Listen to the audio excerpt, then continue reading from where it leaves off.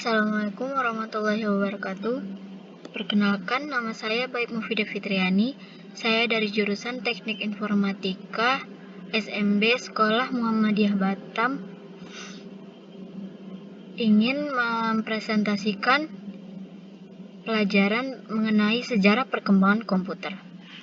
Perjalanan komputer dari awal hingga kini adalah kisah evolusi teknologi yang menarik. Dari mesin hitung sederhana hingga perangkat canggih yang mengubah dunia, komputer telah mengalami kemajuan pesat. Awal mula komputer. Awal mula komputer itu yang pertama abakus, perangkat hitung tertua, digunakan oleh bangsa-bangsa kuno di seluruh dunia termasuk Yunani dan Romawi. Yang kedua, mesin Pascal, dibuat oleh Blaise Pascal pada tahun 1642. Mesin ini dirancang untuk melakukan perhitungan aritmatika. Dan yang ketiga, mesin Leibniz, dibuat oleh Gottfried Wilhelm Leibniz pada tahun 1673. Mesin ini dapat melakukan penjumlahan, pengurangan, perkalian, dan pembagian.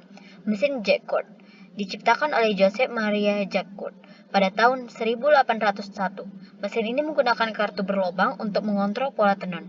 Dan yang terakhir mesin analitik, dibuat oleh Charles Babbage pada tahun 1837.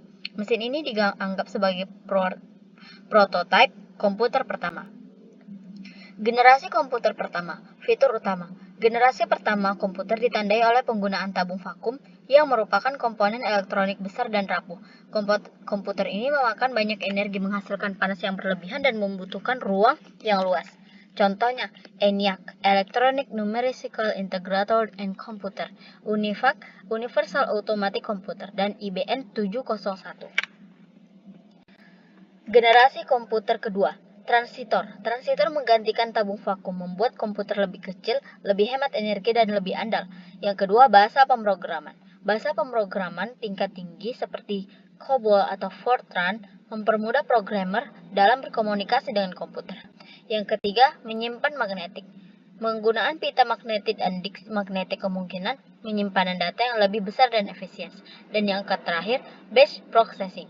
Sistem batch processing memungkinkan eksekusi program secara berurutan, meningkatkan efisiensi pemrosesan. Generasi komputer ketiga. Sirkuit terpadu atau IC.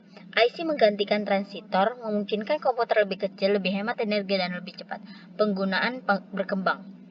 Komputer mulai digunakan dalam berbagai bidang seperti bisnis, pendidikan, dan ilmu pengetahuan. Biaya lebih rendah. IC membuat produksi komputer lebih murah dan membuka akses bagi lebih banyak orang. Generasi komputer keempat. Microprocessor. Mikroprosesor adalah unit pemrosesan pusat CPU yang berintegrasi pada chip tunggal, memungkinkan komputer lebih kecil, lebih cepat, dan lebih efisien. Memori. Penggunaan memori semikonduktor seperti RAM, random access memory, memberikan peningkatan kecepatan akses data dan kapasitas penyimpanan. Jaringan.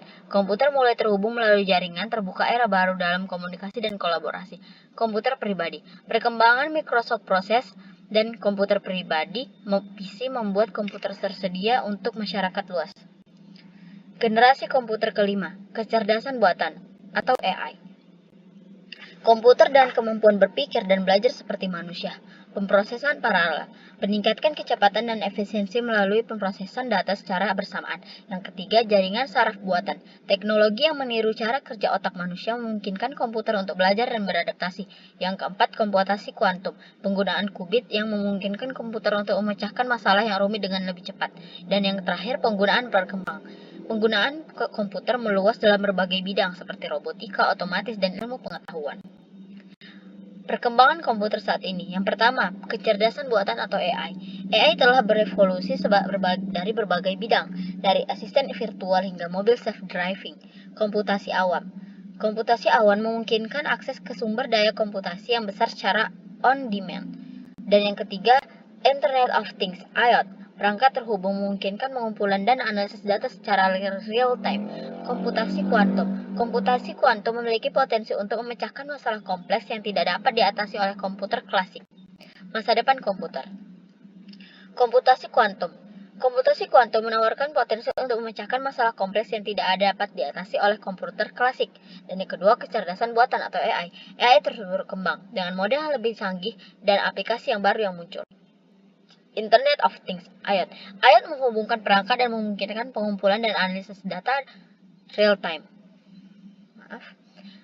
Yang keempat, komputasi awan. Komputasi awan memungkinkan akses ke sumber daya komputasi yang besar secara on demand. Dan yang kelima, reality virtual atau augmented reality. VR and ER terus berkembang dengan aplikasi yang baru yang muncul dalam berbagai bidang. Mungkin hanya ini yang dapat saya presentasikan pada pertemuan kali ini. Jika ada salah kata, mohon dimaafkan. Wabillahi taufiq wal hidayah. Wassalamualaikum warahmatullahi wabarakatuh.